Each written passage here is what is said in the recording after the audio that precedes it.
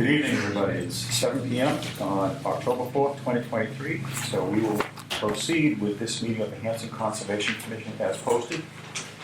This meeting of the commission is now open under the State Wetland Protection Act, Chapter 131, Section 40, and the Hanson Local Bylaw, Article 3-13, Section 5. This opening statement will apply for business conducted at this meeting. And per standard procedure, this meeting of the commission is being audio recorded for the record. Proceed with our roll call, starting down there. Steve Smith. Ed Hill. TJ Rofi. Dave Mansfield. Bill Clements. Lon Ruber. Frank Skillinger. 100% of our commission and staff present, so we will proceed with our agenda. We have on that agenda a scheduled continued notice of intent hearing. I see a representative of the applicant here. This regards proposed project at Lakeside Road, and we will allow our commissioner, Mr. Rofi, to recuse himself. Is that correct? Yep. Certainly, that's fine. So we will have 4 commissioners present for continuation of this hearing. Gentlemen, the floor is yours. Good evening, Stephen Wright with Land Planning. I'm here with Mark Manganello from LEC, Environmental Consultants. He joins us tonight, and we're here on behalf of Scott Burgess of ATL Construction. It's been a while since we last met, and there's been a few changes we've made to plans. We've sent in revised plans about a week or so ago, and those plans went from a 2-sheet set to kind of a 4-sheet set. The first sheet is the same for each of the lots, lot 1A, what was formerly lot 1A, 2A, and 3A, are now lot 1B, 2B, and 3A. So the change that resulted in the modification to the lot number was a planning board process. We went through a Form A process to change the lot lines to make lot 1A conforming to the current zoning without being a retreat or hammerhead lot, which it formerly was. So there were minor changes to the lot lines which are represented on these plans. Basically, lot 1B got widened at the front to provide the required frontage we need for this to be in compliance with zoning. So we went through that process, and we have, in conjunction with LEC, modified the plans, looked at alternatives to reduce the impacts on the wetland. So we've modified plans to the driveway site modifications, that's the rear they're crossing wetland areas. We still need that 16-foot wide width on the driveway for access to the rear of the property. And the basic layout of the driveways is the same, it's just minor tweaks we've done to the layout where it crosses those wetland areas. And we've done that in order to reduce the amount of wetland impact. And the amount of impacts totaled up on the right-hand side. We were formerly looking at what I call border vegetated wetland, and through the discussions with Mark, we realized that there's some land underwater for some of those flowing ditches in the bogs, as well as bank of the bogs that needed to be taken into consideration. So we've got a block here that shows the proposed alteration to BVW bank and land underwater. And this basically the reduction from the former layout is down to 1,597 square feet of border vegetated wetland disturbance. There's significant bank disturbance, and then 277 lineal feet, and then 813 square feet of land underwater. Most of those alterations are replicated in the same area where we're crossing, because we're going to recreate those ditches to maintain that flow of water. And then there's a restoration area for what we weren't able to account for in those areas. And that restoration area is located here. We formerly had 2 replication areas. We didn't need the second one now that we reduced the amount of wetland filling. And as far as Board of Health is concerned, those plans that were submitted to them have been approved. There's no modification to the septic design at all for the back 3 lots. And we provided you with these, I guess I should show you. Plans on a big scale, and then looking at some small scale plans. But these plans kind of indicate a blow up of those crossing areas and the amount of alteration to the bank, the DBW and the LUW, which is the land underwater. And so we've got a second sheet for that. And we've got a third sheet that shows the replication details, that there'll be bank replication within the total replication area here. There's also going to be BBW replication and land underwater replication. And we've provided, what we've done to mostly to reduce the filling is to put in walls at those crossings. So we've got a block wall detail that we're trying to use for those crossings, and that's shown on the third sheet as well. And the height of that wall is generally less than 5 feet. Masonry wall, obviously. Yeah, concrete block, pre-formed, like almost 4 feet long by But the 18 headache inches. blocks, the nice big, Yeah, the big ones, yeah. oh, yeah.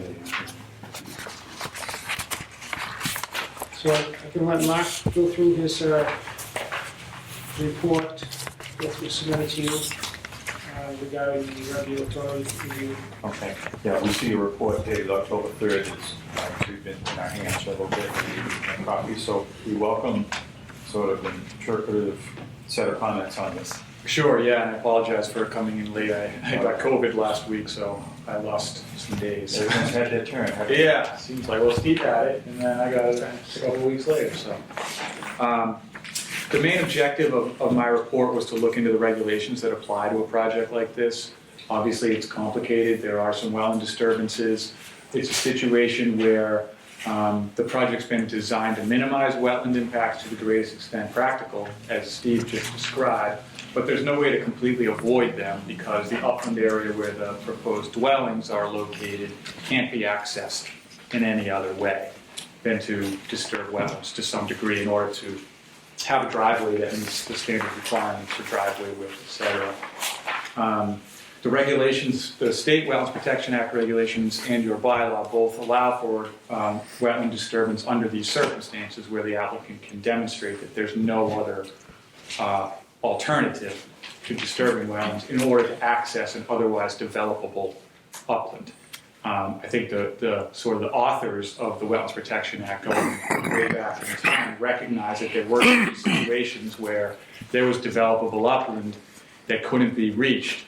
And they didn't want to essentially take that land by providing regulatory restrictions that wouldn't allow that land to be developed. So they allowed for certain wetland filling under situations like this. You may be familiar with this, and I apologize if you are, but I just wanted to make sure that sort of foundation of the wetland regulations was clear. It's called a limited project, so there are several types of limited projects. The one that applies here is a driveway crossing, which I just sort of described, where there's no other means of accessing the upland.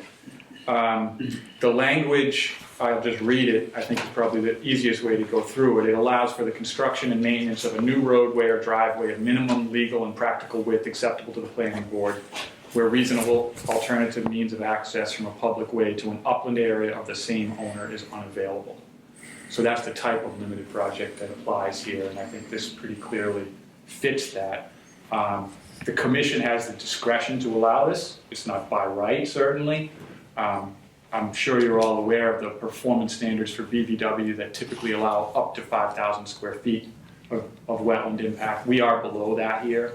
5,000 square feet is also the standard for land underwater. We're below that. So those two resource area impacts could be permitted without the limited project provision, but we're over for bank. So I think we have, what's the number for bank? 277 linear feet of bank. 50 feet is the regulatory standard for bank unless it's a limited project. So we do need to apply the limited project in this situation because of the bank disturbance. There are some standards for the commission to review in terms of deciding whether or not to exercise your discretion to allow this type of project. These include the magnitude of alteration, the significance of the project site to protecting the interests, the availability of reasonable alternatives, minimizing impacts, and mitigation measures. I go through each one of these headings in my report. I can just kind of touch on them quickly if you'd like. Sure, let's do that. So magnitude of the alteration, sort of self-explanatory. We have 1,597 square feet of BVW, 277 bank, and 813 land underwater. As I said, only the bank exceeds the regulatory performance standard, so I think that sort of speaks for itself, that the magnitude of BVW and land underwater is relatively low. You know, it would be allowable under the regulations regardless of the limited project standards. That's not to say that the alterations are insignificant, just to emphasize that the scale of this impact is relatively small. Significance of the project site. So I think you're all aware that this project site is within the watershed to a public water supply. The wetlands are therefore categorized as outstanding resource waters. That signifies a high value for the wetlands. We certainly want to recognize that and respect that. This project won't result in any adverse effects to the interests associated with protecting those wetlands through the mitigation that's been provided, the replication, the restoration, and avoiding impacts as much as possible.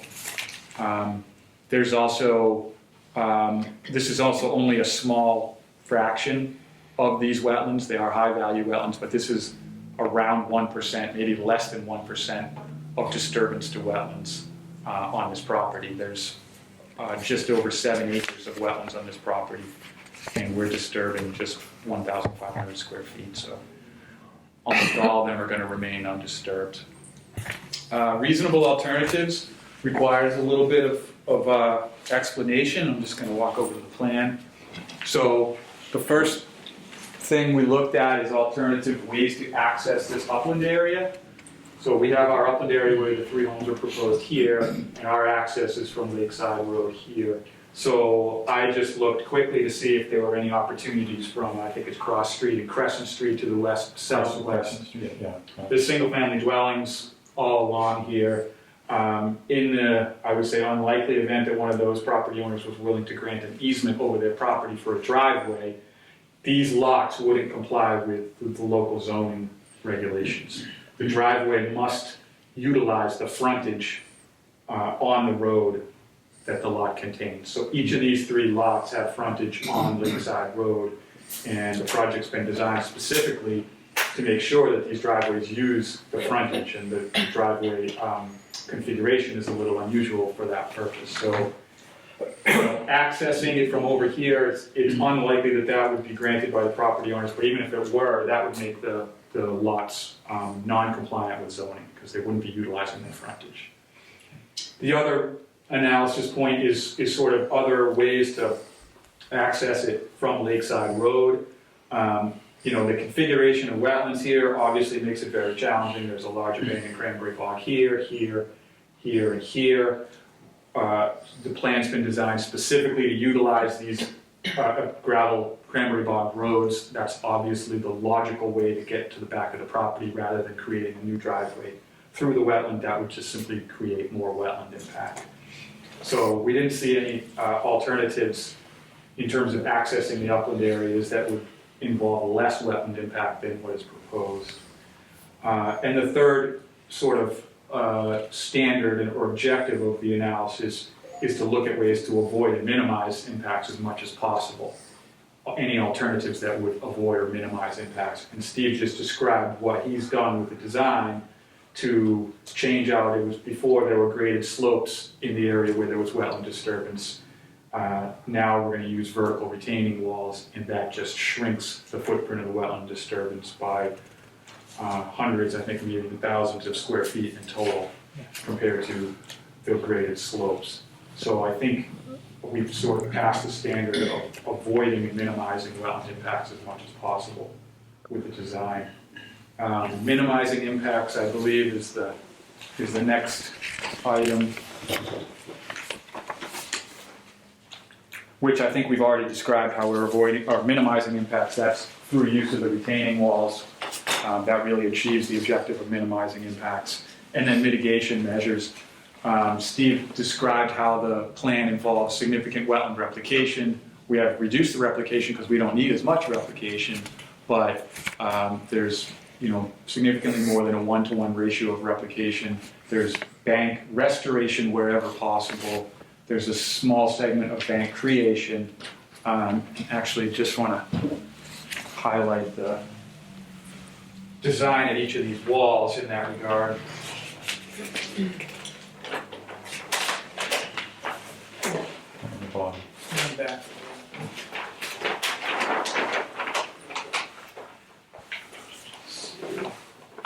So, for example, in this location, we have a proposed wall in the location of where there's and some filling in the location where there's currently a stream ditch. So we're going to reroute the ditch around the wall to restore stream bank and land underwater.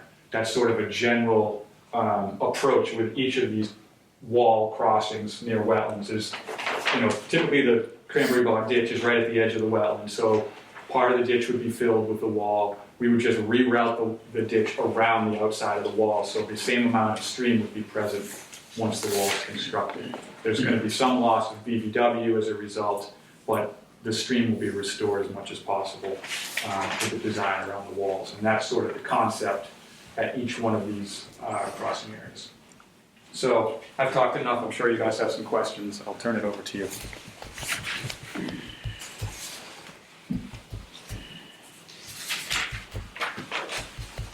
I will just say, by way of introduction, this is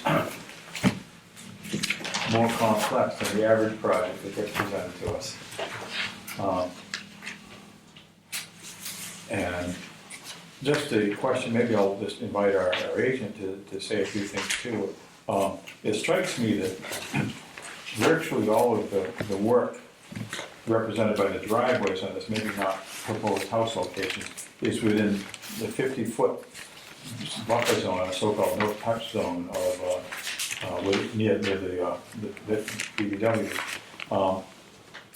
I'm trying to figure out how we're supposed to feel about that. But maybe the smartest thing, depending if the rest of the commissioners agree, is simply to have our agent, Dr. Scaliger, who spent quite a bit of time looking at this, offer any comments he may have that may help us to shape our discussion. I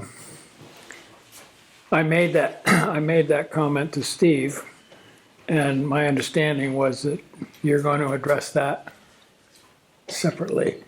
As far as, we had asked for a variance of the 50-foot Sure. no touch, because this was a bog operation previously, work is right up to where the bog is. I mean, the gravel roads go right beside the bogs to circumvent the bogs and access the back. So, we've asked for variances, we submitted that at the last hearing, or before, and you have that in your records. As far as mitigation for work in the 50-foot zone, I know we talked briefly about the fact that it's a very heavily vegetated site, and that maybe replication on site isn't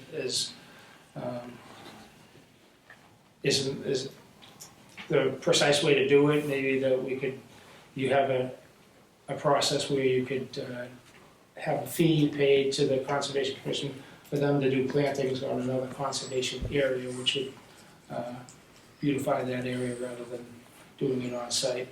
And I've talked to Scott Burgess of ATL, and he indicated that he would be willing to provide a fee of $1,500 per lot for that purpose. And I did send it late in the day today in an email to you, Frank, and I'll talk with it. Must have been late because I didn't pick it up. As I get back to the office. Okay. Okay, that's actually the kind of information, Yvette, that I think is very, very applicable. On that topic, because how many millions of times we talk about the no text on it, I went to our other commissioners have to say, either ask or Copies of the email. think about that topic and what's been just said. Again, there's a lot of work that we'd have to approve within, under a variance, within the 50-foot buffer zone, and that's been done. And this is what was just referred to, right? Yeah. As Mr. Rod just said, we spoke with Scott Burge at ATL Construction.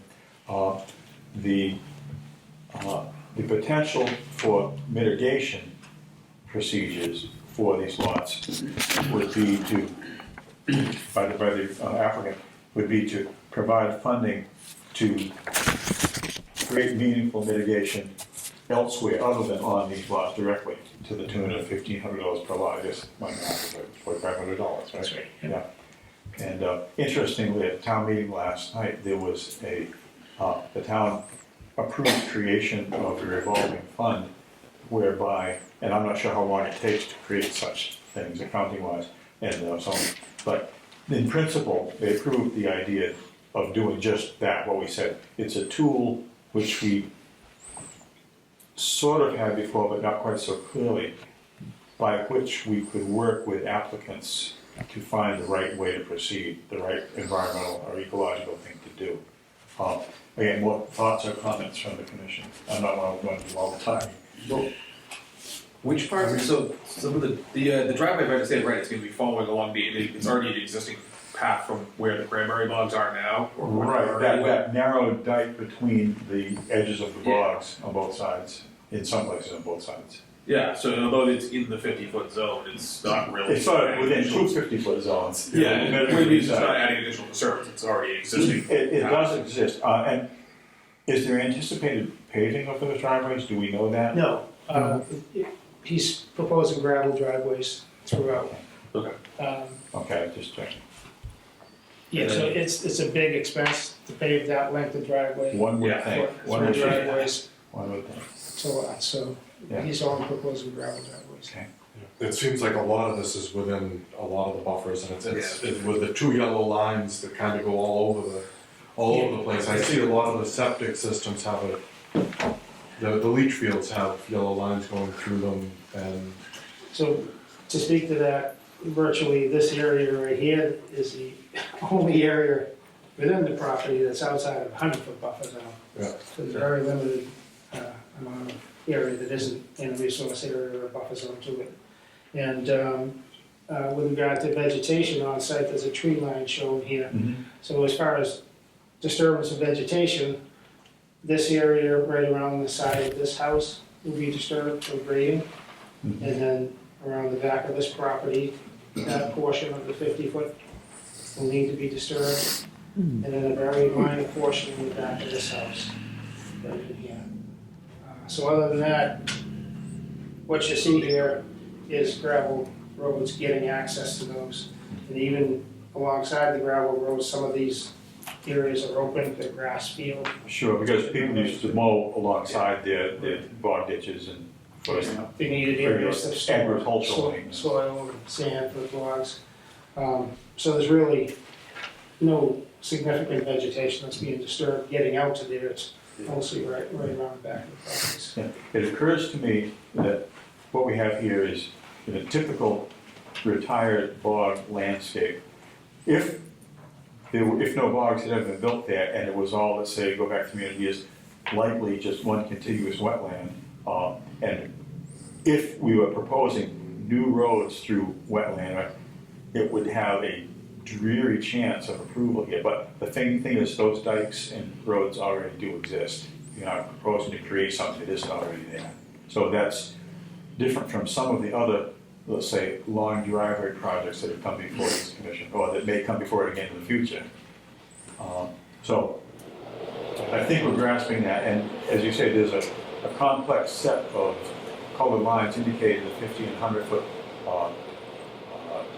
buffers from the BBW lines, and complex as they are, there they are, and they're shown.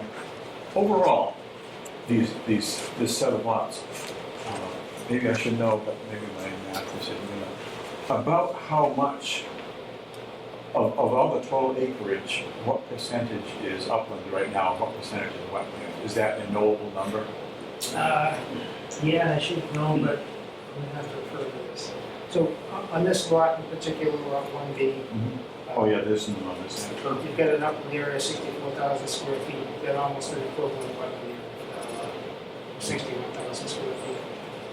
Lot 2B, the upland area of 56,000, and you've got more than twice that in wetland, 122,000. And then lot 3A, I don't see it designated here, but that's a similar size lot, actually a little bit bigger. You get more wetland in front because you get the majority of both these lots. And then you get wetlands in the back, so you probably get 30% of the Yeah. lot is upland on that one. Okay. So like an acre and a half of upland in one, and a little more, about an acre and a quarter of upland there, and some other way. Just trying to get a sense of the overall property, how much dry land is potentially being made available for development in this, and it's not a postage stamp, it's amazing. Questions about lot 4A.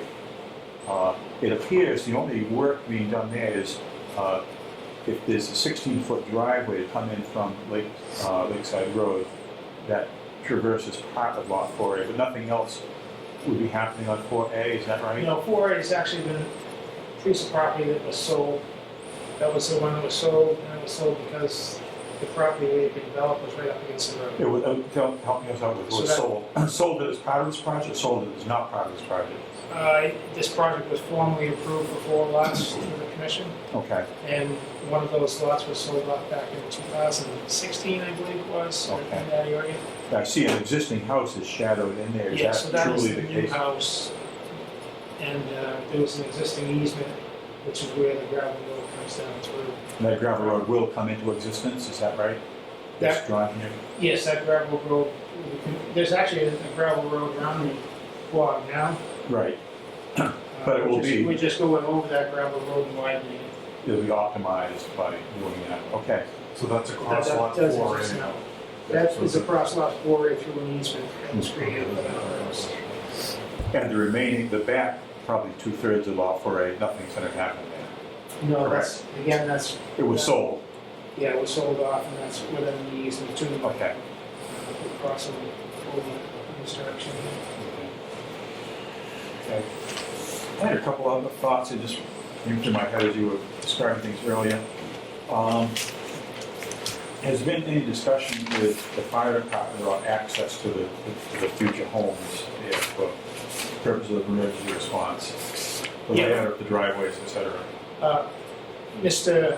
Burgess has had discussions with them, and they didn't have a problem with what he was showing, because it complied with the zoning requirement, which was a 16-foot wide gravel way Okay. to get there. I see also there seems to be like a little turnout or potential Yeah, there's a- spot for reversing course. yeah, so they would be able to come down the driveway, go into any of these areas and be able to back up within the driveway. Okay.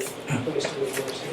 There was at least one project in the past where there was a lot of concern. There was a very, very long driveway and hardly any space at the end. But if that discussion has happened, it's just trying to make your life easier. What about drinking water supplies to the future homes? Will there be wells developed on site, or will there be public water supply access? Public water supply, so water services. and- Yeah, how, is the water service routing proposed on here, or is Yeah, that? it's shown up here. I'm sorry to not agree with that. It's in the green line that goes pretty much down the center of the driveway. Okay, yeah. Mr. Heel has a magnifying glass, we all could probably benefit from that. But now I see a green line, and so it's apparently labeled water service. Will there be anything else like gas, or is water service the only? No, there's not, there will not be gas. Good. And electric will be overhead wires? Electric is overhead, and you'll see that designated in red. There's a pole here, pole here, pole goes here, here, and here. That'll provide access for the overhead power to the back of the property. And then the water- So the routing of the poles will follow the driveway. Yeah, pretty much, yeah. And the water line is going directly underneath the driveway? Yes, That's under, We've seen that before. as much as possible. yeah. Thank you, I'll put this in the, Excuse me if I already said it. please go ahead. Is there going to be additional soil brought in or dirt brought in or removed? Yeah, they will need soil for the back of the property to raise it to the levels that are shown in the plan. But as I said, I think I mentioned the last meeting, Scott Burgess of ATL has a construction company. This is what he does. He builds roads. So he's well aware of how to do it, how to manage it, and we're doing it for years. Unless the commission or our staff feels differently, maybe we should transition our chat to mitigation piece. Let me ask a couple questions. Oh, sure, please do. Mr. Burgess is clear that he owns, if he buys these properties, he owns the road. He owns fixing the road. Yeah. He understands that. And what you mean by fixing is finishing the pavement on the roadway He needs to clean out and clean out the drainage the structures. drainage structures and pave the road up to beyond Lot 4.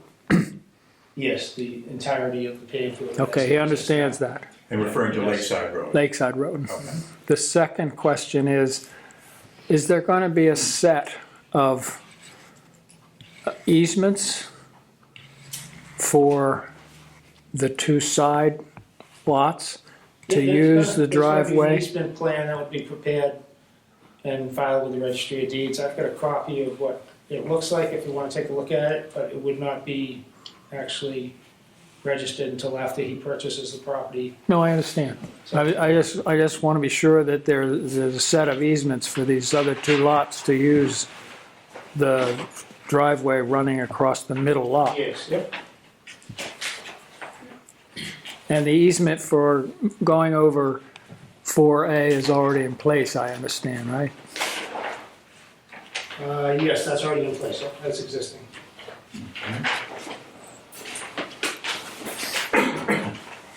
Let's see. So this is the, I'll give you copies of this plan as well.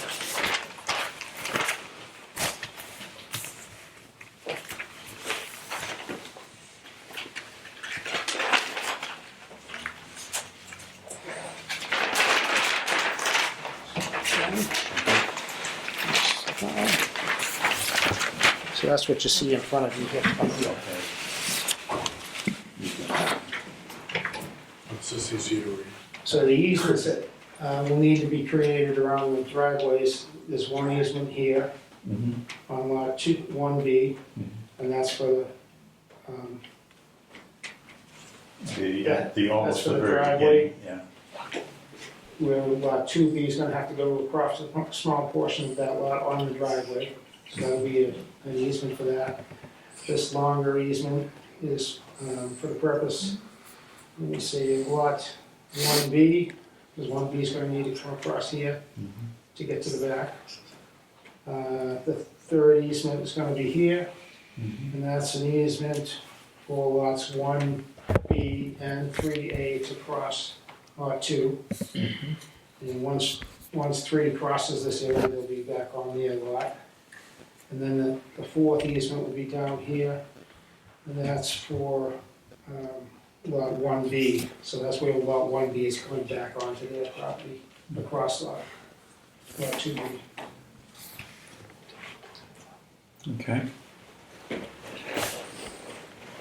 One will hope that besides the legalities of the easements and all, that future residents will actually all get along very well and drive together. Is this something we can keep? You can keep those. One will hope. Yeah.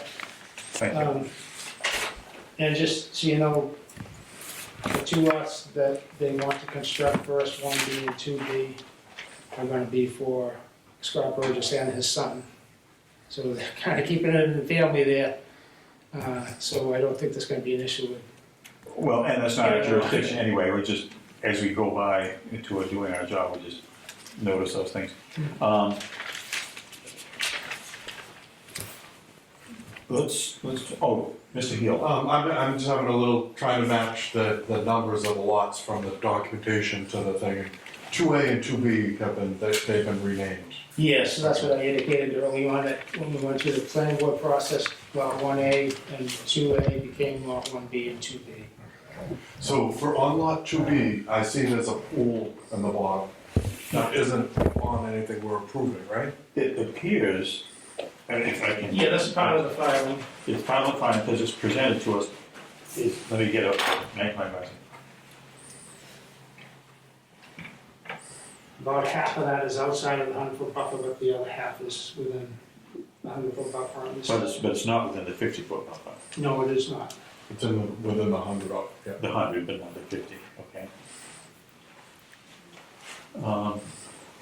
And just to clarify from my own head here, this has been before the Board of Health also, or is? Yes, those have been approved by the Board of Health, yeah. So there's unlikely to be changes in locations of septic or No, those sorts of things. there shouldn't be. And those were the same locations as were previously approved. Go ahead, Frank. Does Lori need to go across any of these lots to get to her house? She's got an existing easement for that purpose, so that. She's got this existing access easement. Okay, Which extends from basically where the driveway comes through the bogs here and in the entirety of the front of this lot. So Lot 1A has that existing easement. Yes. okay. Okay, we'll turn it over to the abutters. Okay, I didn't know whether we should discuss mitigation before we do that or save that for after. Let's have comments from anyone in the public who's here, who's interested in any abutters. Yeah, go ahead, sir, just identify Yeah, yourself. Joe Poliger, Lakeside Terrace, one of the abutters. I've been watching this for a while. It's incredible. I commend you guys for the engineering. It's really incredible how you're doing it. But the thing is I just was curious if you could explain to me the 50-foot bank issue a little bit better. I can understand that, Sure. and how that works. That's all I was hoping to get. Yeah, I will, I'll try. So, the wetland resource area is protected under the State Wetlands Protection Act, and Hanson Wetlands bylaw include bordering vegetated wetlands, bank, which is the embankment of a stream, Okay. okay, and land underwater, which is the area in between the two banks in a stream. So it's sort of like the stream bottom. That's protected as land underwater. Bank is the actual vertical embankment on the side of the stream, and that's regulated as a resource area. This project will disturb some bank in areas where the road will be widened over the cranberry bog ditches. Those ditches are where the bank occurs. So there'll be a certain amount of alteration of bank as a result. It's being replicated or restored as much as possible to mitigate for what's lost. Okay. That doesn't change the water tables, does it? No, won't change the water table. The water table out here is certainly the driving force behind the wetland, the way it functions, but the project's not going to disturb the water table at all. Get it? Yeah, that helps. Thank Okay, you. Appreciate sure. it. Yeah, the water table being what it is, that's why bogs were built there to begin with. It wasn't far away. Yes, near the surface. Yeah. Other questions, comments from anyone in the public? Okay. Perhaps we should move to mitigation discussion. We hear the details, and we see presented for us some details of what's going to be done on the site as best they can to create some replication area. But we also hear, and this I think reflects maybe discussion with our agent, that it might not meet the letter or spirit of the law to try to do other mitigation on site because so much of it's already wet, it already is resource area, and you don't want to stir. But doing some mitigation off-site, that has resulted in an approval by the applicant for a potential concept of having mitigation offsite. One of the things that we've been doing in the last few years is, in this commission anyway, is to try to promote the overall health and functionality of the landscape in Hanson, looking at Hanson as a town. It's not all that big. It's every place is near every other place, and there are opportunities, we think, to improve or have mitigation be done on other property that's town-owned and has been either abused or mismanaged in the past from an ecological standpoint. As a special condition of this project, perhaps this proposed funding amount could be put towards restoration of a more natural vegetated landscape in other parts of the town, such as perhaps at Smitty's Bog, which is a retired cranberry bog that is owned by the town, quite large, and we've been working for over 10 years with the USDA on restorations of various sorts, limited generally just by the financial requirements of what it costs. You don't just mitigate by waving a magic wand. You got to buy things, and pay for services, etc. And as recently as today, that property was visited by the USDA. They go there annually, and we have many discussions with them about it. But they have an easement on that, whereby they make sure we're managing it properly, and to the extent possible, doing restoration work. It may be that project could be could kind of hold hands with this project if we were to consider putting mitigation, let's say, in certain kinds of plantings on that other property. Thoughts, comments, first of all from the commission, Steve, Mike, Ed. The amount, I think you mentioned, was 1,500 per lot, so was it 4,500? That's what we are seeing here, yes, that's what the email says. Okay. And it is good that Smitty's Bog is relatively close. It's in the eastern central part of town. Actually, it's very close to the aquatic systems that support Oldham Pond and Big Sandy. McQuan Pond, Indian Head Pond, if you look at a map, they all used to call it the Pembroke Ponds. We're not talking miles away. It's in the ecological sense, it's relatively close.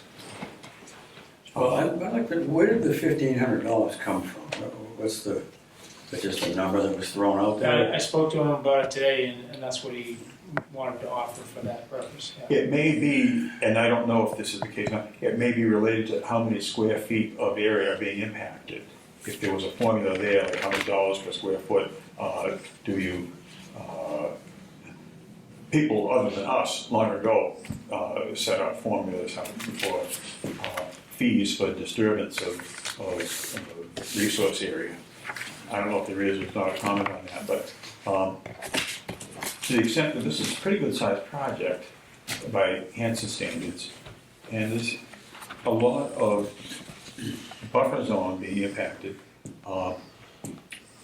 To us, unlike some committees and boards, $4,500 is a nice little piece of change to be able to do meaningful restoration work with. I see comments from our staff or the other members on that.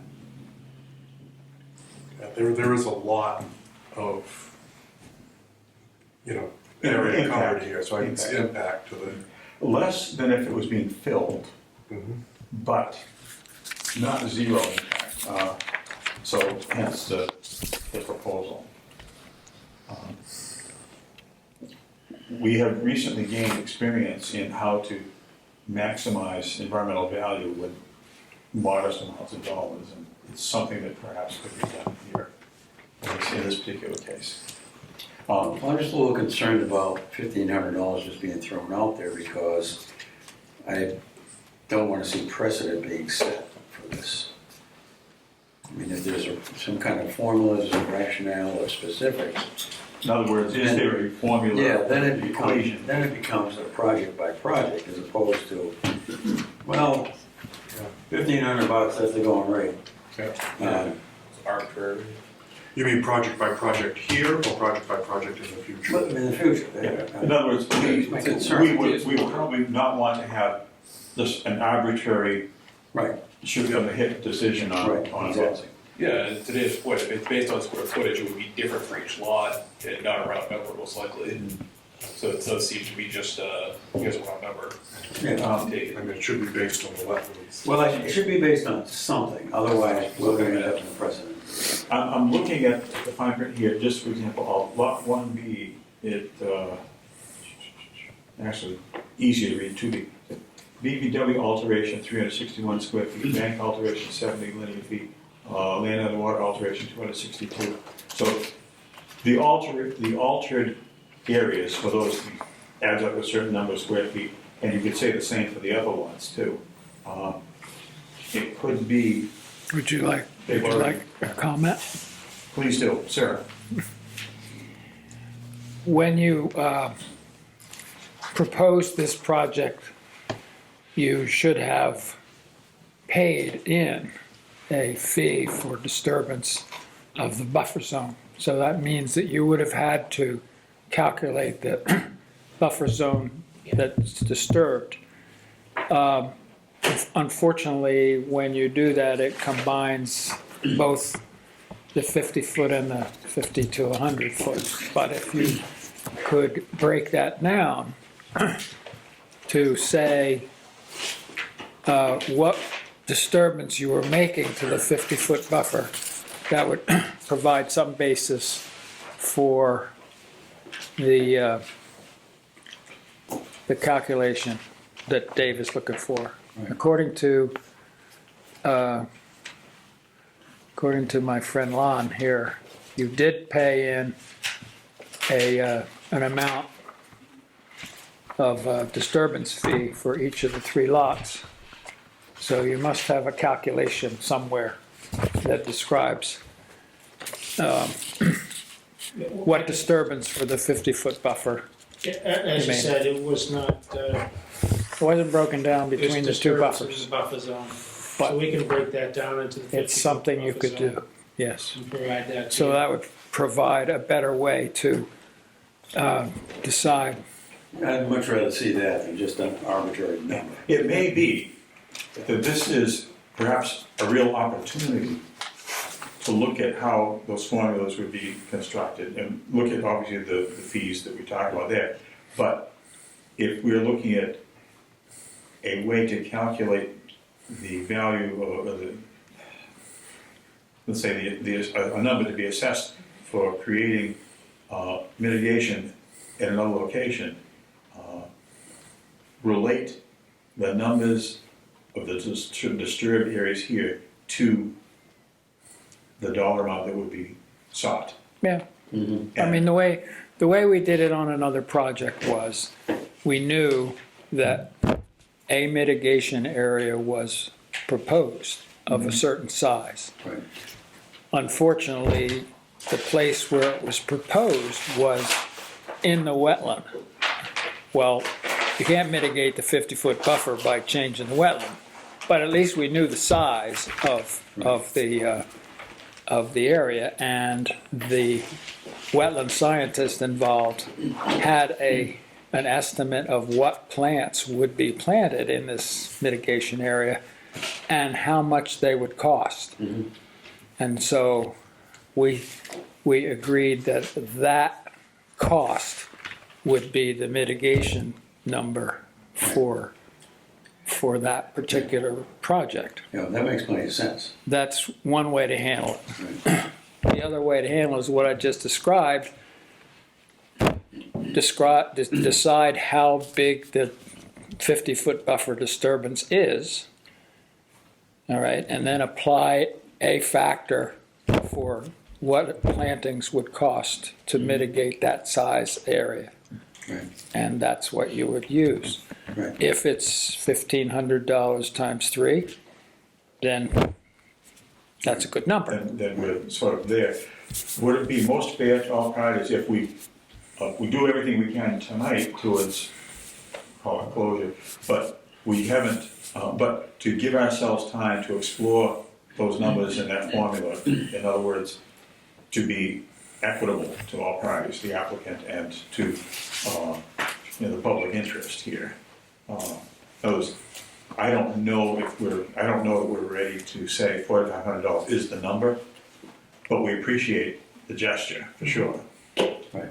You And can't go forward with 4,500 and then make the 4,500 fit the form, it's like algebra, it's like the answer, then you say, okay. but now you're solved for X. Yeah, solve for X, you just move what X is. But you know what I then, mean? but then what you're saying is that the next project down the line, that's the number. Right. That's the not problem. necessarily what you want to do. Right, right. You want to Do you take have any input this on that? seriously. Yeah, As we struggle a bit.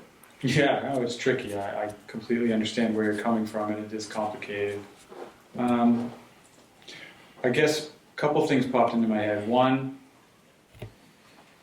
I understand the need for mitigation. Your bylaw does specifically state that you can permit these types of limited projects that would involve work in a resource area. That implies, inherent in that, is that there would be work in the 50-foot buffer zone, right? If there's going to be work in a resource area and your bylaw allows it, that work in the resource area is also going to be in the 50-foot buffer, right? In order to get to that location, et cetera. So I understand your need for, or your desire to have mitigation for work in the 50-foot buffer. I'm a little, I guess, uncomfortable with that being required for a wetland crossing that your bylaw specifically allows. No, You know that's, what I'm saying? that's not the issue. The issue is if you disturb the 50-foot buffer in any way, you're obliged to mitigate it. If you can't avoid, and even if you do minimize, you too still need to mitigate. You cannot avoid. Okay. That's what the principal, Dr. Skellinger, was saying.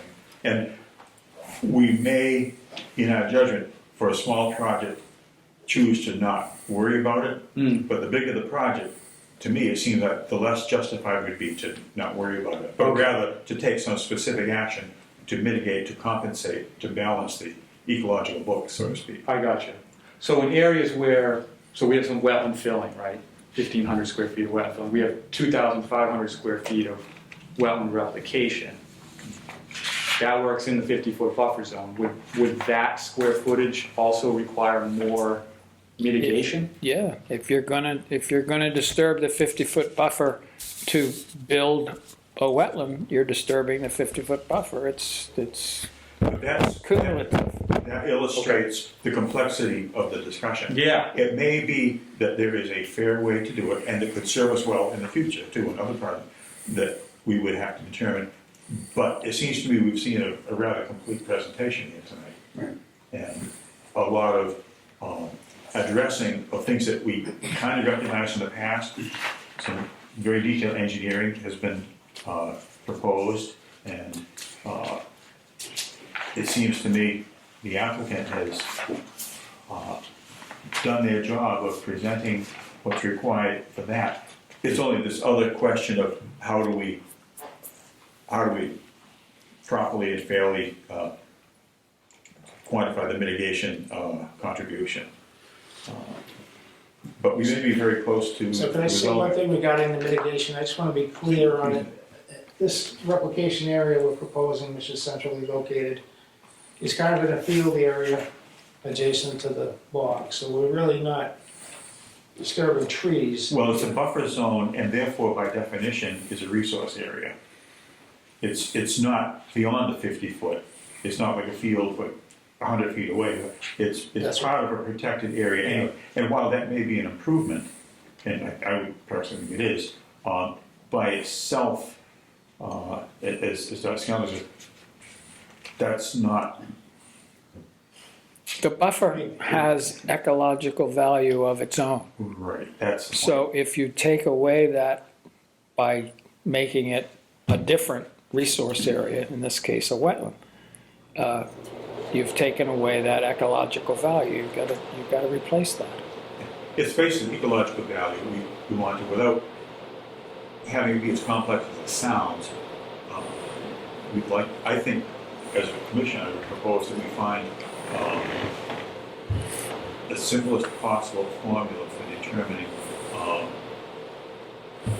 what to require as a special condition for funding a mitigation offsite, in addition to the good proposals that are on the onsite, just to fill in the blanks, so to speak, of mitigation. Otherwise, it would be remiss of us to not require it. You mentioned before the formula that someone else utilized that was based on plantings within a particular square footage. So if we determined that there was 25,000 square feet of 50-foot buffer zone disturbed, what would it cost to plant an equivalent 25,000 square foot buffer zone area? Is that sort of what was done previously? That's what was done previously, yes. That is one way to do it. That's what I suggested to Steve Yeah. in our phone call. But I'm equally happy if you do it the other way. What we need to keep in mind too is what you plant, specifically by species, will determine what the cost is.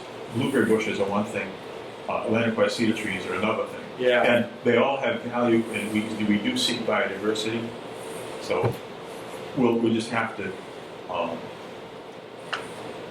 work it out. We have something to work with. We have a good faith proposal here for the withdrawal amount. Yeah. We have to see how it matches up to the That's distributors. tricky. The selecting plantings that are of equivalent value to the buffer zone to be disturbed. Right? That would sort of be the basic premise behind it. Probably, but yes, Mr. Healy. I just having a hard time saying it's plant per plant, because we're losing land and plants. We're not just losing plants. So it shouldn't be just the cost of picking up these plants and moving them here, and okay, then you can fill that in. That's not what we're doing.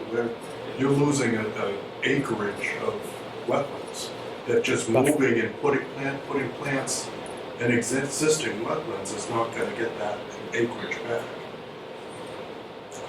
And no, we can't get that acreage back, but there should be a number assigned to that. Frank, were you gonna comment? No, I was just, he was saying wetland, we're talking buffer. Yeah, I think actually here, Sorry. it is primarily buffer. There's a little bit of wetland, but that's why the mitigation thing here is proposed. Again, I'm feeling, I can't help but anticipate other projects, and some that have come before us before, where long fingers of filled-in land across a wetland were proposed to be able to access. And this is not that. This is existing dry land that's been used for access before, that would continue to be used that way, but it would just have to be optimized. And this is where reasonable people need to use judgment and do the best they can. Is what we're trying to do. I'm wondering if we are in a position to have a motion to issue a variance to work in the 50-foot buffer zone. I'm not so sure whether we're in a position to close the hearing, or whether we need to have the hearing open just a little bit longer while we work out the formula and double check the dollar amounts that we would need for mitigation. The applicant, I think, would be most guaranteed of fair treatment if we took a little more time to do that. But I don't think it's going to take a lot more time. I think this is a very solid application.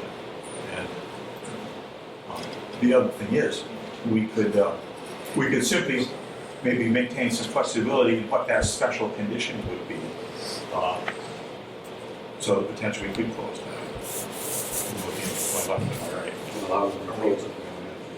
Yeah, what if we come back later and then the amount is unacceptable to them? This is the question. Well, I'm not sure if $4,600 would be unacceptable, or whether it's got to be 44, 45, 44, whatever the thing is. Not known, and that's where we want to be fair.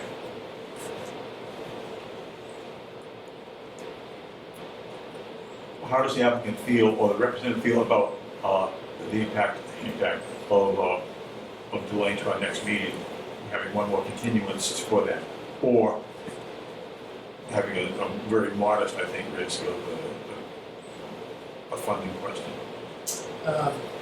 This delay I represents know, I funding. know Scott's eager to get an order of conditions to get moving. We have other things we're working through anyway, so I don't think the 2 weeks is gonna hurt us that badly. If we're talking about 2 weeks from today, how are we talking about that? That's when our next meeting is, Yeah, so what would be the date on that? 18th. 18th. 18th? Yeah, we're not trying to, we don't want to rush and create a number that is either unacceptable to some or all parties. Sure. But we're sensitive to the fact that delayed projects also bring their own costs. Yeah, they do. I think, I don't have a problem extending the hearing to the 18th. Okay. And in that time period, we can work out what kind of disturbances within the 50-foot buffer zone, and what is tree disturbance and what is not tree disturbance, and kind of put a number to that. That gives us time for whatever communication is necessary, so that when we bring it up at our next meeting, there won't be any surprises. It'll be discussed already, but the vote would actually be at the next meeting. Why don't we do that? Said the chairman to the. Certainly, we would like to know if there's any other stumbling blocks you see besides the mitigation. Yeah. If there's anything else you have questions on, we'd like to answer them now. Not for me, my issue is, we don't wanna just take a number, and now we got a precedent number. Yeah, we want the number to be based on Some kind of, a review process rather than a random guess. right, Yeah. Even if it's an educated I guess. was gonna say, A guess is not a good here's guess. my offer. right. We don't think it's unfair. With that in mind, then, the chair would ask if someone would care to make a motion to continue this hearing to a date and time certain, and we just spoke about that. 18th. October 18th. So, well, Shall we do something? Is that spot is not taken? It'd be nice to knock it off. Certainly, I know you spoke on the issue of voting for the variance. If you want to do that tonight, that would certainly, Although it wouldn't harm us to do both votes the next Okay. time. I don't want to split our sure. approvals. I just think, just threw that out there in case someone thought it was a great idea. Yeah, you would be able to do the work until. But we, let's hold it and do them together at the next meeting. So, motion to continue the hearing with the approval of the applicant to October 18th at 7 p.m. So move. Wait a second. Further discussion? Hearing none, all in favor, please say aye. Aye. Opposed, abstaining, 4-0-1. Okay. Good, thank you very much. And thank you, JC, for the report. Appreciate it. Good to see you. Yeah.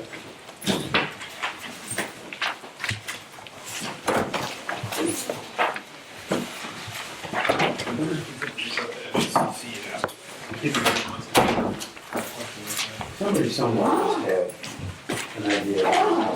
As this very heavily developed state gets more heavily developed, more creativity has to happen.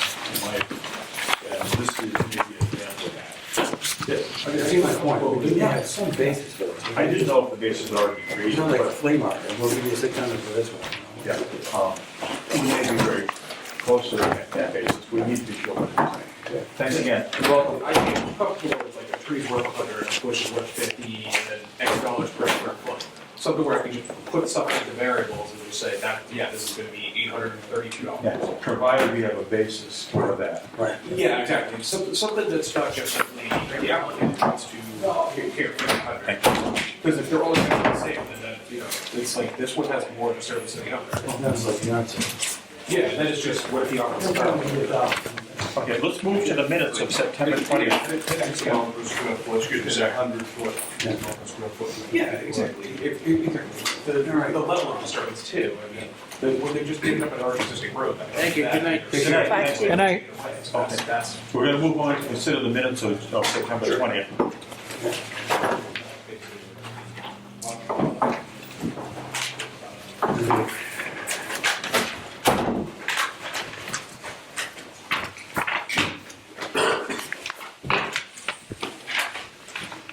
questions tonight? No. Yes, but no. So, floor is open to thoughts, comments, motions on the minutes of September 20th.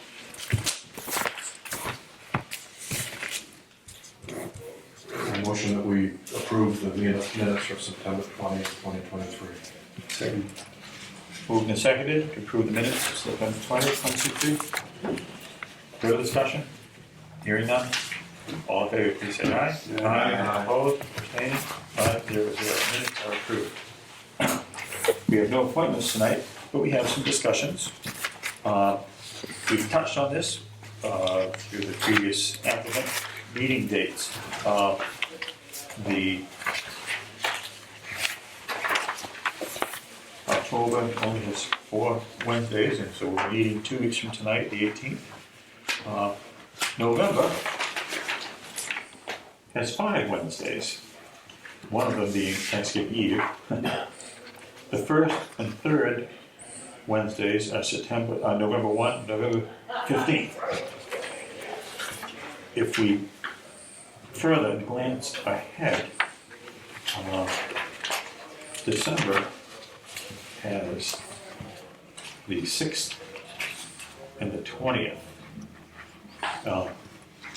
The 20th seems far away enough from Christmas. There's probably just barely enough buffer, shall we use that term, buffer, between the 20th and Christmas Day to stick with, again, the first and third Wednesdays of December. Better than the 27th or the 3rd. And what if we said the week after Thanksgiving, the 29th, we just have an evening off? Okay. And who objects to that? Frank wants to work. I got a day off. Yeah, we're, First and third. So what we're hearing is consensus to meet October 18th, November 1st, November 15th, December 6th, and December 20th, Which is the 1st and 3rd of every month. per standard procedure. Mon also printed us calendars for January and February, so I think she's trying to get us to go. If you wanted to, it's just optional, if you want. She's always way ahead of us, isn't she? January's got the same thing. January's got 5 Wednesdays, February Do never we want to does. skip the 3rd and do the 2nd and 4th? I'll say this, I have CPC meetings the 2nd Wednesday, and sometimes the 4th Wednesday. Well, let's stick on our schedule. Stick with 1-3. I would be hampered, but that's just me. 3rd and 17th then? Sounds good. And you know what? That extra Wednesday, if we have a blizzard in January, maybe we'll need the 5th Wednesday after all, Yep, yeah. unless it never snows again. And February, I think, will be logical, because it's only the 4 Wednesdays. So, So every month is the 1st and the 3rd, then. yeah. Well, why don't we say right into January, It's easy to remember. the 3rd and the 17th of January 2024. Okay, But call a halt there on the point. all right. Good. So that's our upcoming meeting dates. Conservation property status.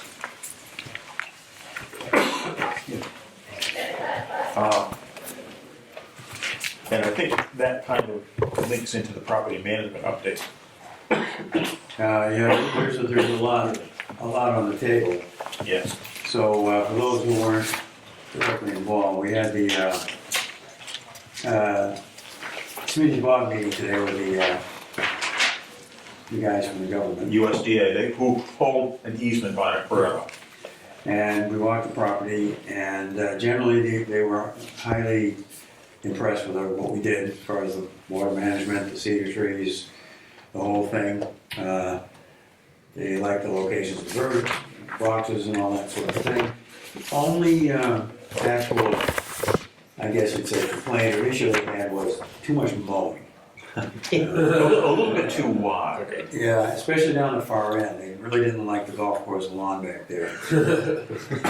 Although I will say editorially, I walked a water mat between the last time we met and was very impressed with the quality of the mowing. So kudos to that. But fine tuning and They want to maintain the width of less than 6 feet. Okay. so we said like 2 passes with the passes overlapping in the middle.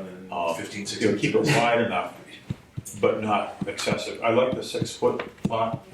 Yeah, they said 40, they didn't give a specific number, but I told them we had a 48-inch mower, and then we could go around that. So they just, yeah, they don't want it 3 feet, they're okay with 5 or 6. They don't want it all mowed right to the edges of the box. Okay. Got it. So, yeah, other than that, they were very happy.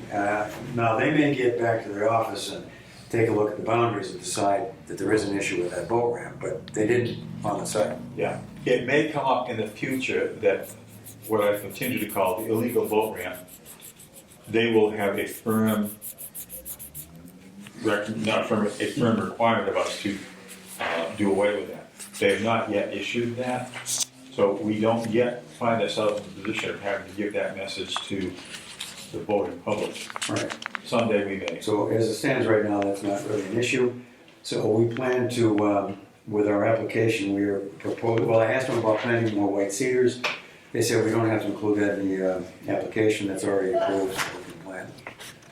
In other words, we can do anything that we reasonably want to do with planting white cedars. Right. I asked, we talked about the Phragmites, and they're all in favor of let's get rid of the Phragmites. But I asked them about the autumn olive and the rose. Rosa rugosa. Yeah.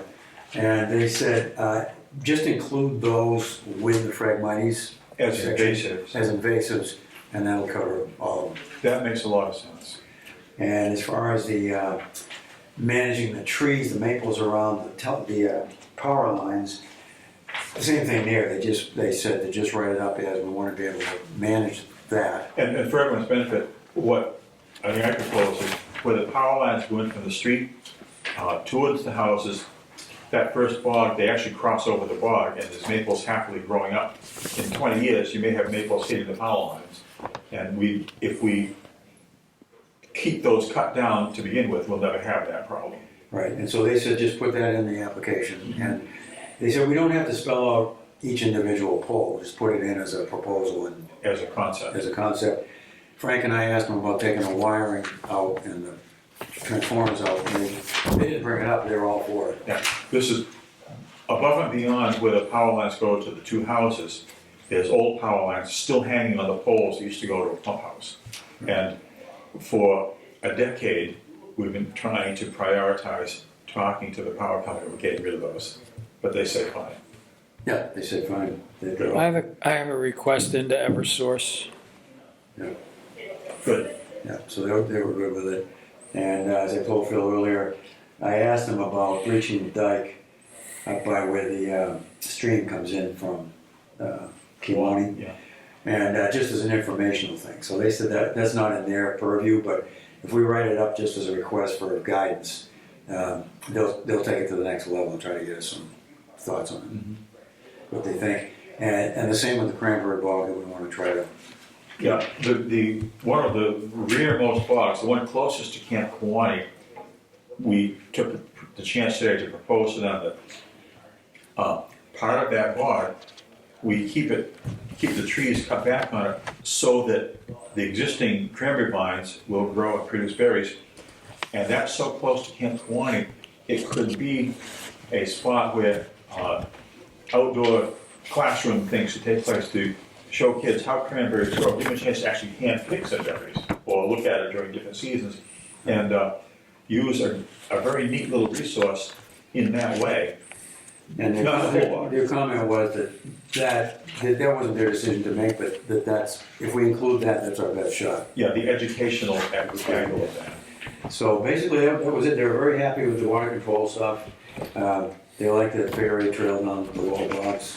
They're happy with that. So they just thought we were doing a great job. They like our adopt the trail thing. They want us to send them a copy of it.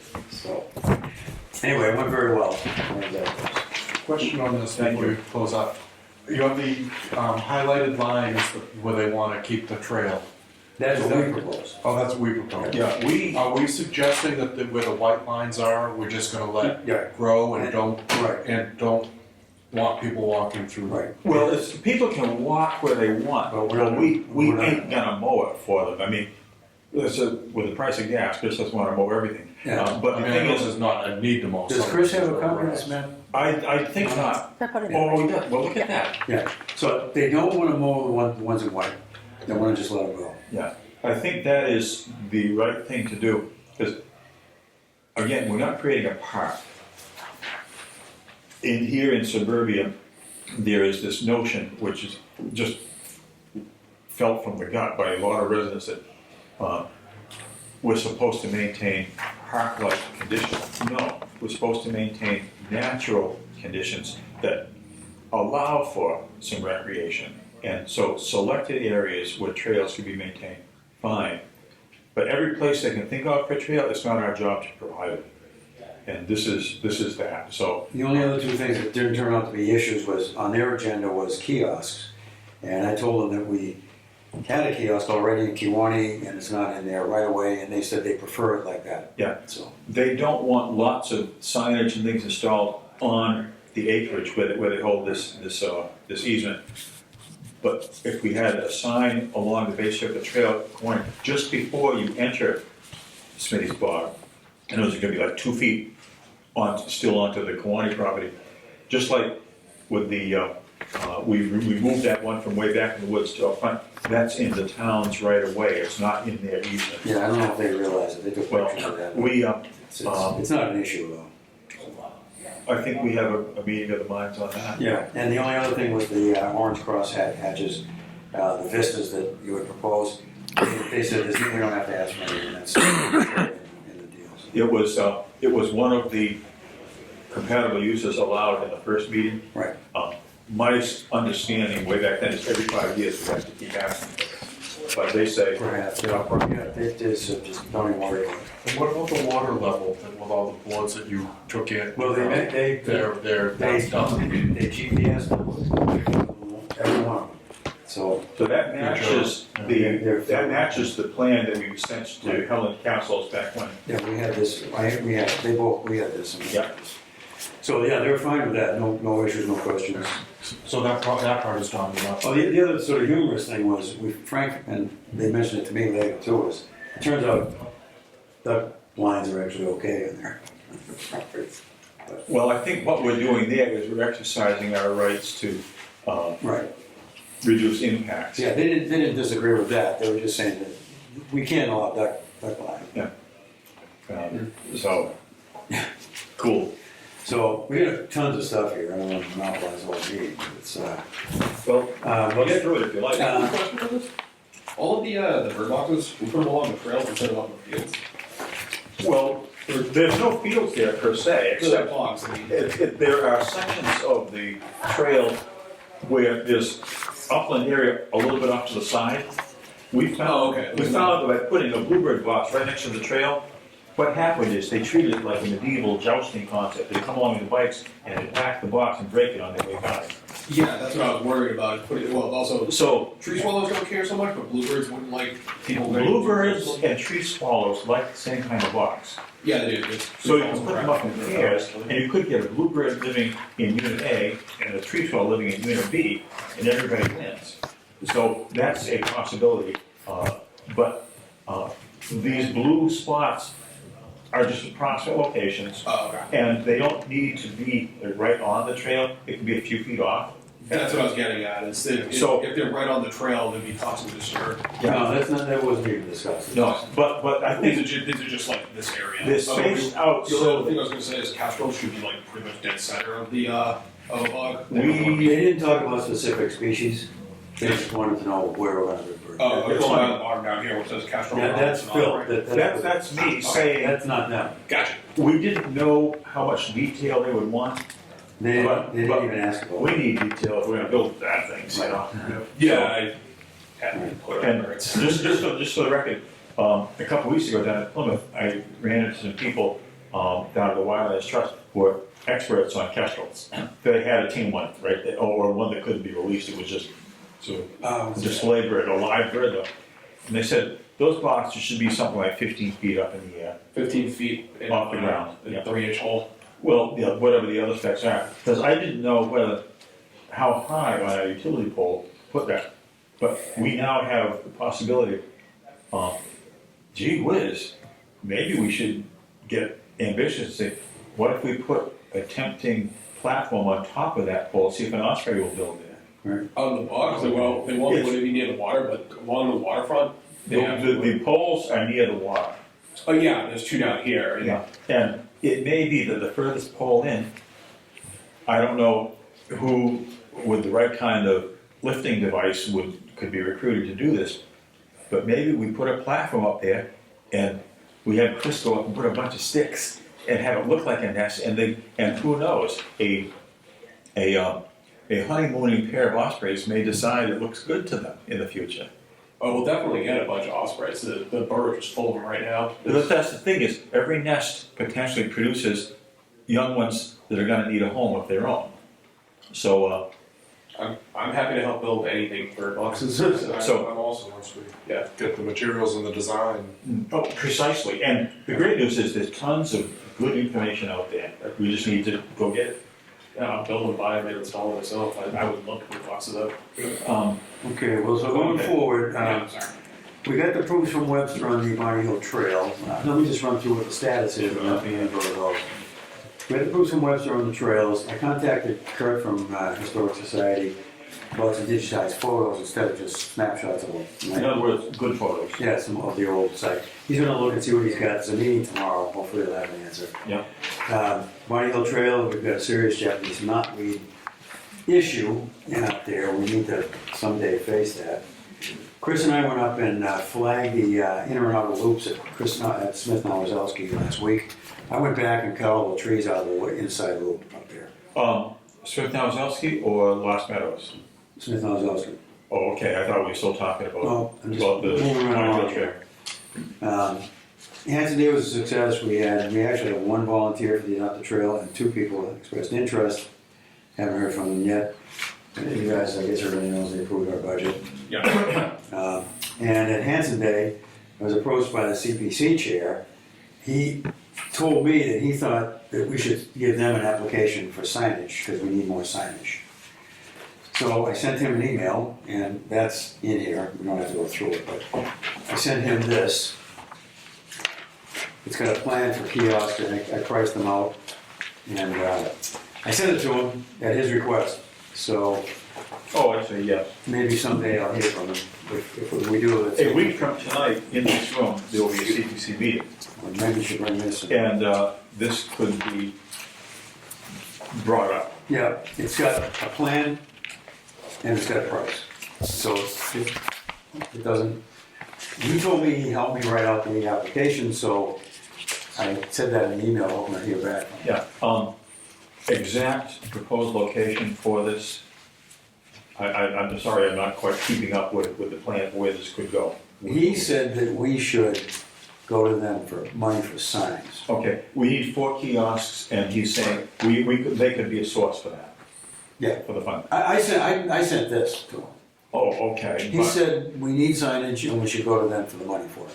So I sent him this with all this information. This is how much the kiosk costs and so forth. Okay. So we'll see if that moves. That's a blueprint out of the Appalachian Trail. Okay, So that's that, and if we do get money from them, that'll save us. so the signs that could go on the kiosks is what he's talking about. Any signs, with whatever. I mean, Okay. Yeah, but basically, yeah. Right. So a combination of conservation budget and CPC funding, open space and recreation, Right, that bucket. right. So, priority situation is supposed to be grand opening at Bonnie Hill Trail, I guess, in October. It will happen when we say it happens, but that has been the proposed date. Well, we're gonna move it, we're gonna put signs, trail signs in there. I know that, what I think we're looking at is the Webster ability to produce said signage and our ability to install said signage. That's right here.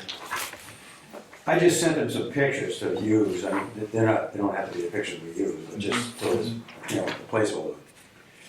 And he said that. He said, if you have different pictures, that's fine. He said, but send me something so I can put them in. Yeah, so we can create the template. So that's the template, and their total cost is $516. and that's just for the one, you know. That's just for the signs. We still have to buy the posts and put them together. Yeah, installing.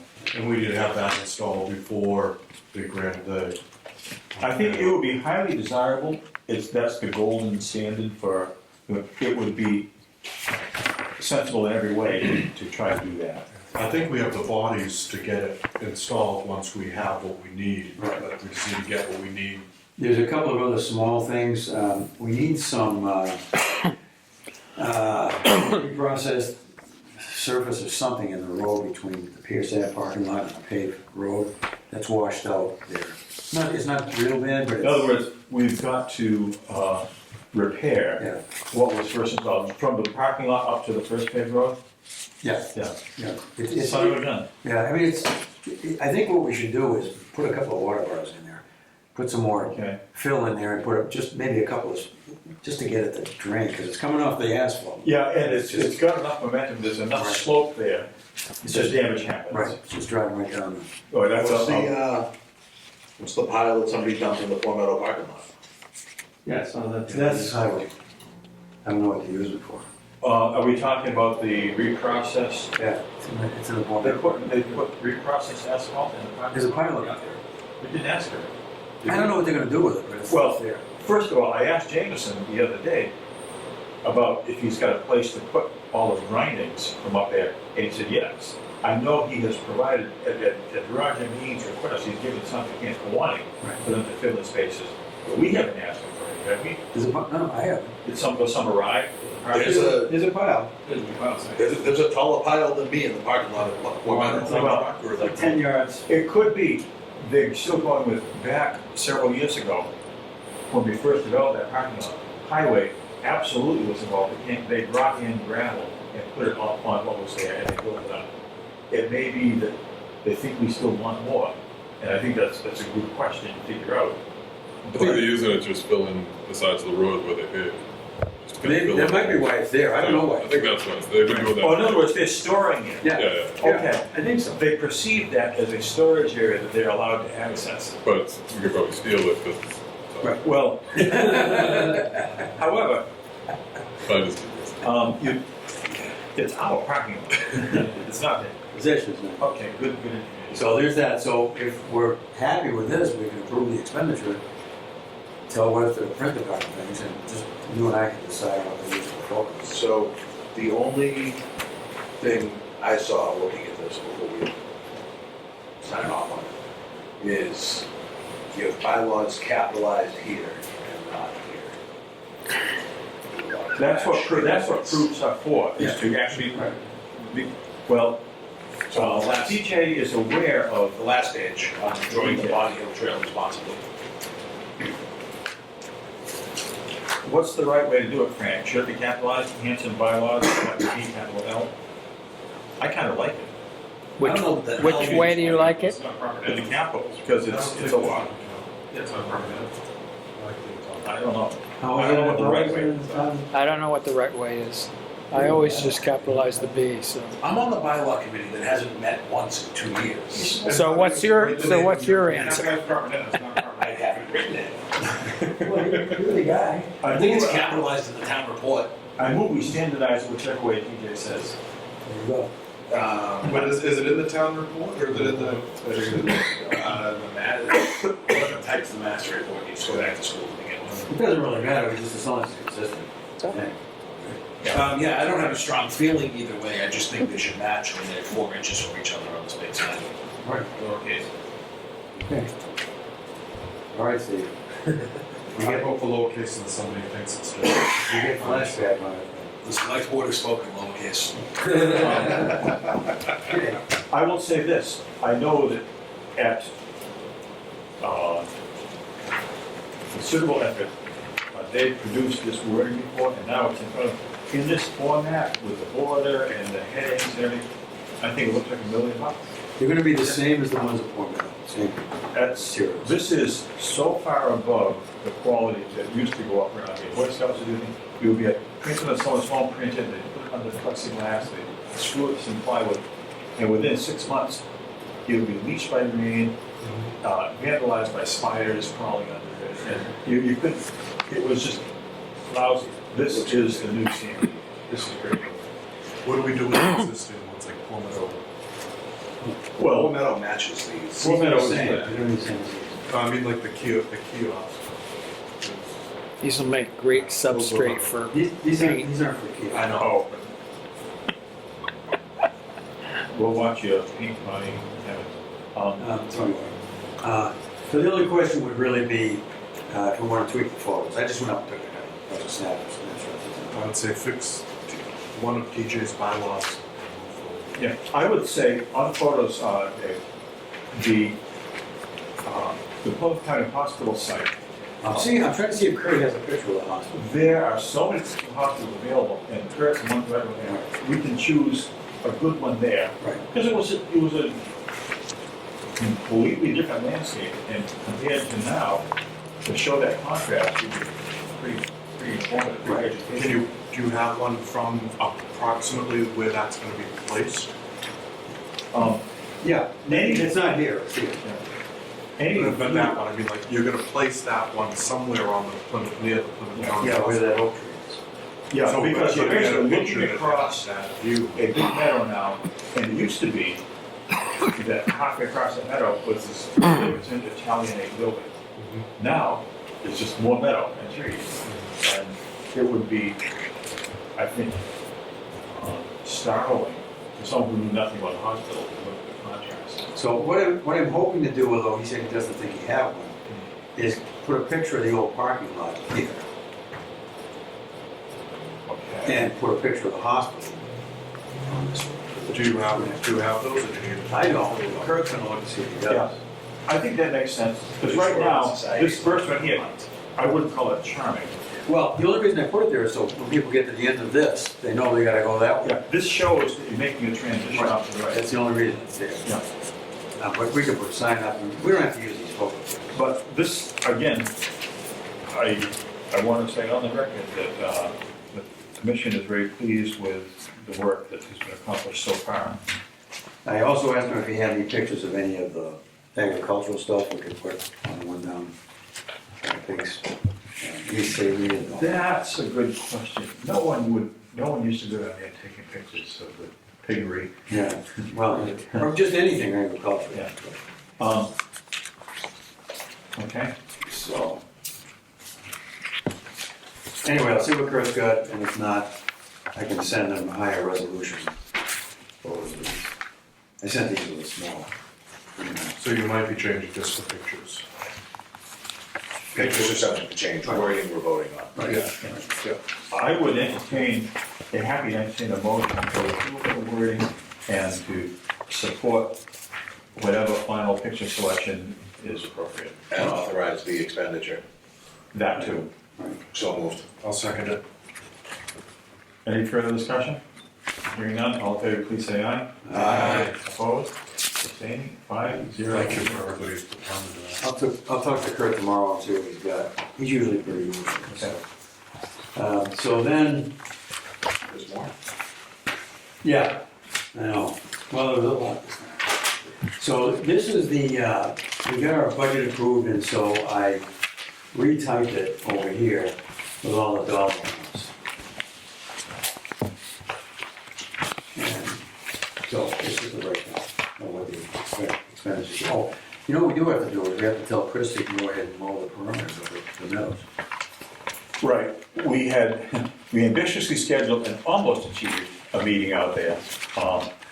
But really, I don't know, you wanna try to meet again Friday morning or something? Sure. I'm busy all day tomorrow, but it probably shouldn't be very, well, let's see. Think about what works for you. We have each other's phone numbers now. Be Friday. Yeah. I would like to walk that with you because there's a handful of things to consider. And we wanted to come pretty close to our plan the first time through.